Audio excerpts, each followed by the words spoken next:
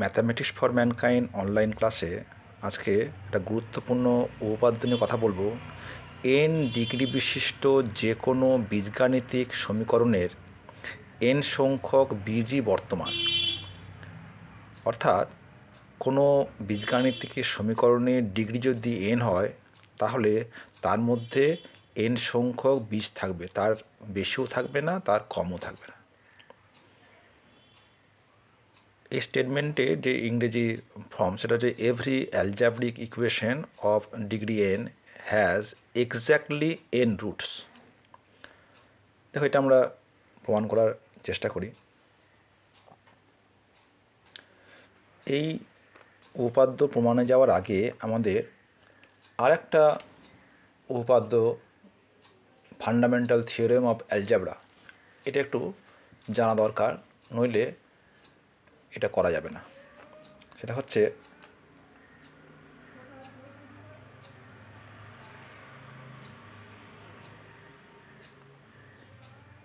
Fundamental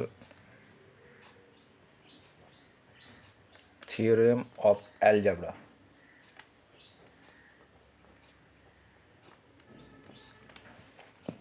এটা বলছে যে এভরি algebraic equation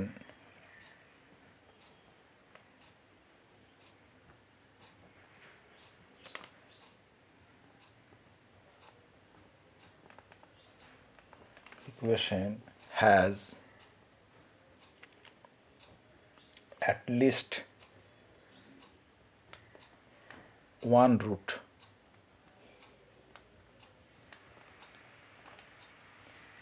সেটা কি হতে পারে? Real or imaginary.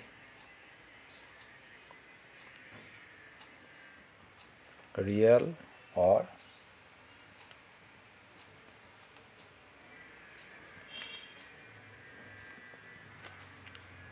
তো স্টেটমেন্টটা কি বলছে? ফান্ডামেন্টাল থিওরেম বলছে এভরি অ্যালজাব্রিক ইকুয়েশন, মানে প্রত্যেক বীজগাণিতিক সমীকরণের has at least one root, অন্ততপক্ষে একটা বীজ থাকবেই। সেটা রিয়েল হতে পারে অথবা ইমাজিনারি, মানে কাল্পনিক হতে পারে।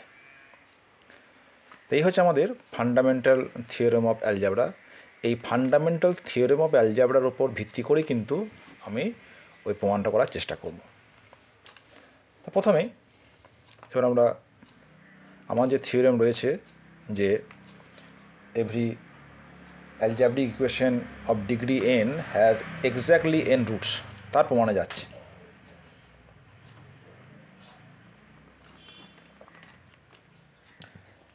প্রথমে ধরি fx equals to a0 x to the power n plus a1 x to the power n minus 1 এবং করতে করতে a n minus 1x a n equal to 0, যেখানে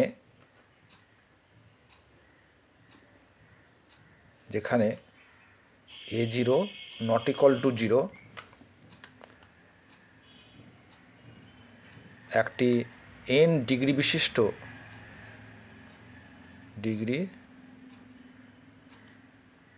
বিশিষ্ট সমীকরণ, এটা ধরে নিলাম এবং সেটাকে আমরা fx বলে চিহ্নিত করেছি। তাহলে এখানে দেখো, যেহেতু এটা n ডিগ্রি n ঘাত, তাহলে কিন্তু এর যে সহগ তাকে শূন্য হওয়া যাবে না। আমরা কিন্তু দ্বিঘাত সমীকরণ যখন করেছি তখন কিন্তু এটা আমরা দেখেছি যে এক্স স্কোয়ারের যে সহগ সেটা শূন্য হওয়া যায় না।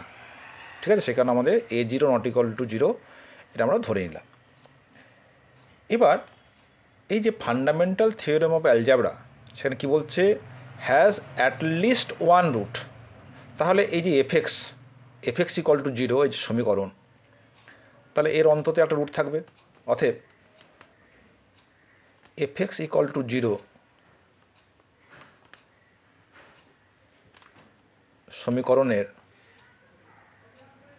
অন্তত একটি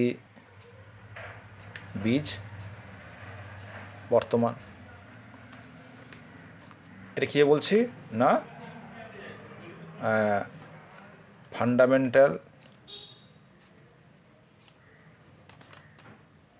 ফান্ডামেন্টাল থিওরেম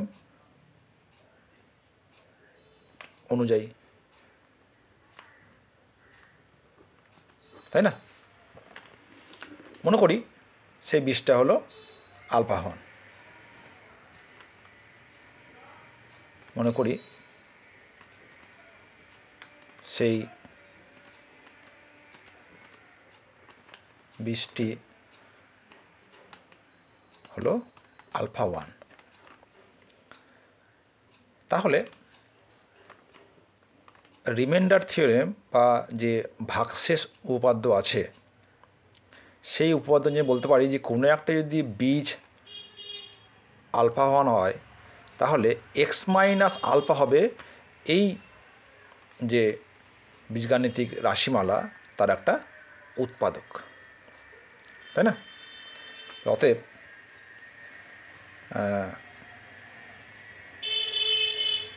রিমাইন্ডার থিওরেম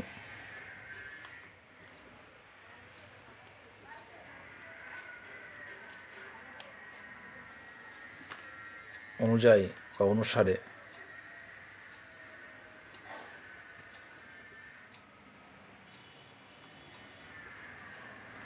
বলতে পারি এক্স মাইনাস আলফা 1 হলো এফএক্স এর একটি উৎপাদক। তাহলে এখানে লক্ষ্য করে দেখো যে এখন কি পাচ্ছি না, এই যে এফএক্স এন ঘাত বিশিষ্ট বহুপদী সংখ্যামালার তার উৎপাদক হচ্ছে এক্স মাইনাস আলফা 1। তাহলে আমি যদি এক্স মাইনাস আলফা 1 দিয়ে এফএক্সকে ভাগ করি, তাহলে কি পাবো? আমি আরেকটা বহুপদী সংখ্যামালা পাবো যার ডিগ্রি হবে n-1, তাই তো?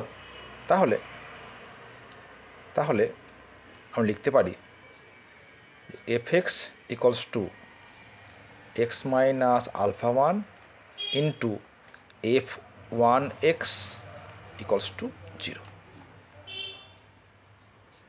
যেখানে f1x হলো n-1 ডিগ্রি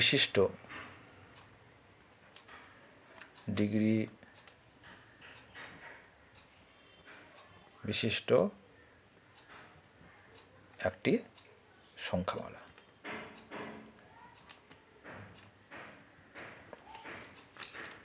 তাহলে বলতে পারি অতএব f1x ইকুয়াল টু 0, এটা কি হবে?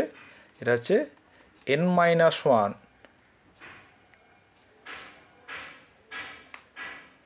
ডিগ্রি বিশিষ্ট একটি সমীকরণ, তাই তো? তাহলে আবার আমরা যদি এই ফান্ডামেন্টাল থিওরেম অ্যাপ্লাই করি, তাহলে কি বলতে পারবো? তাহলে এই যে n-1 ডিগ্রি বিশিষ্ট সমীকরণ তারও একটা রুট থাকবে। আবার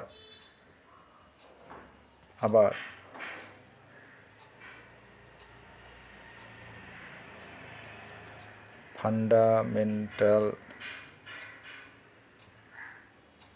থিওরেম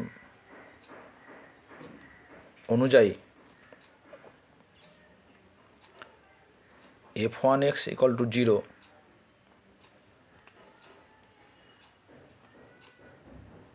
সমীকরণের একটি বীজ আলফা 2 বর্তমান, তাই তো? তা লিখতে পারবো যে f1x equals to x minus alpha 2 into f2x equals to 0। তাহলে আমরা কি পেলাম?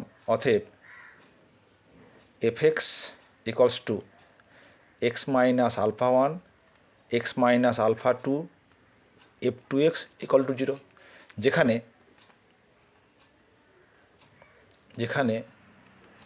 F two x equal to zero, এটা কী হবে, এন মাইনাস টু ডিগ্রি বিশিষ্ট একটি সমীকরণ,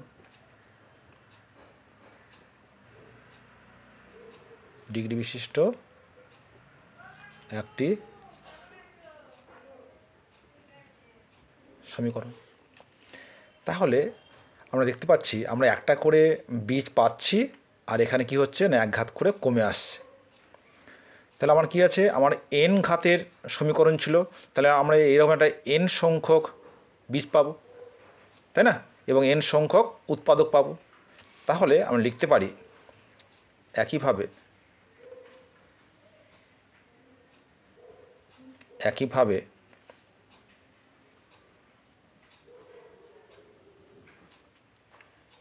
বলতে পারি এফএক্স এর x minus alpha one comma x minus alpha two এরকম করতে করতে এক্স মাইনাস আলফা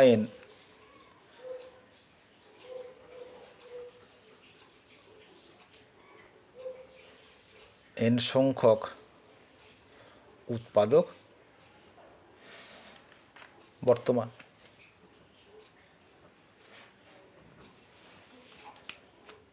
যেখানে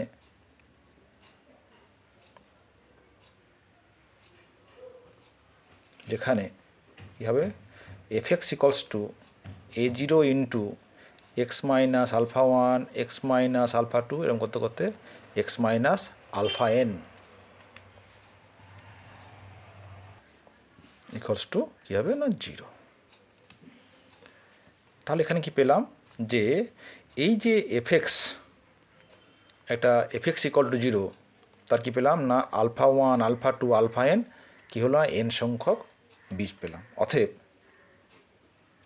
এফএক্স ইকুয়াল টু জিরো এর এন সংখ্যক বীজ বর্তমান। এখন প্রশ্ন হচ্ছে যে এই এফএক্স ইকুয়াল টু জিরো তার ডিগ্রি হচ্ছে ওয়ান, তাহলে এই এনের বাইরে, এন সংখ্যক বাইরে আর কোনো বীজ কি আছে? তা ধরে নিই যে মনে করি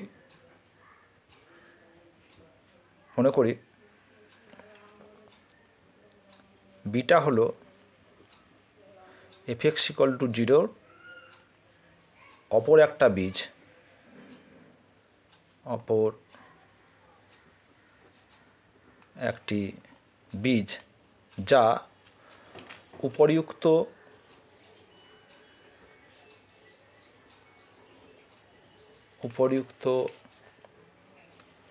alpha one alpha two alpha n এর থেকে আলাদা। তাহলে যেহেতু বিটা এফএক্স ইকুয়াল টু জিরোর একটা বীজ, তাহলে বলতে পারি যে f beta equals two zero. এখন দেখো, তাহলে F beta equal to zero এখন যদি আমরা এই সমীকরণে বসিয়ে দিই, তাহলে কী বলতে পারবো, যে f beta equals to a zero into beta minus alpha one beta minus alpha two এরকম করতে করতে বিটা মাইনাস আলফা এন। এখন যেহেতু beta alpha one alpha two alpha এনের থেকে আলাদা, তার মানে এরা কিন্তু কেউ শূন্য নয়, তাহলে this is not equal to zero. তাহলে দেখো আমরা একটা কন্ট্রাডিকশনের মধ্যে চলে এলাম, যে এখানে বলছি বিটা হচ্ছে জিরো, তাহলে এফ বিটা এগুলো জিরো হওয়ার কথা, কিন্তু আমরা যখন এই সমীকরণে আমরা বসাচ্ছি তখন দেখতে পাচ্ছি যে এটা কিন্তু শূন্য হচ্ছে না। তার মানে এই beta FX equal to zero সমীকরণের বীজ হতে পারে না। অতএব beta FX equal to zero এর বীজ হতে পারে না। তাহলে আমরা কি প্রমাণ করতে পারলাম যে এফএক্স ইকুয়াল টু 0 এই এন ডিগ্রি বিশিষ্ট যে সমীকরণ তার এই এন সংখ্যক রুটই বর্তমান, এর থেকে বেশি বা কম কোনোটাই হবে না। অতএব এন ডিগ্রি বিশিষ্ট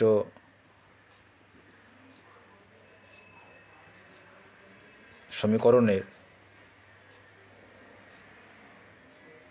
এন সংখ্যক বীজই বর্তমান। ঠিক আছে, এটা আমাদের প্রমাণ হলো।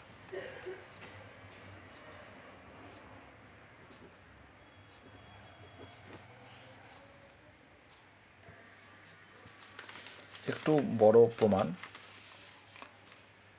সে কারণে মাধ্যমিক লেভেলে বা উচ্চ মাধ্যমিক লেভেলে প্রমাণটা নেই। প্রমাণটা করতে গেলে আমাদের ফান্ডামেন্টাল থিওরেম বা আলজাবরা এটা লাগে।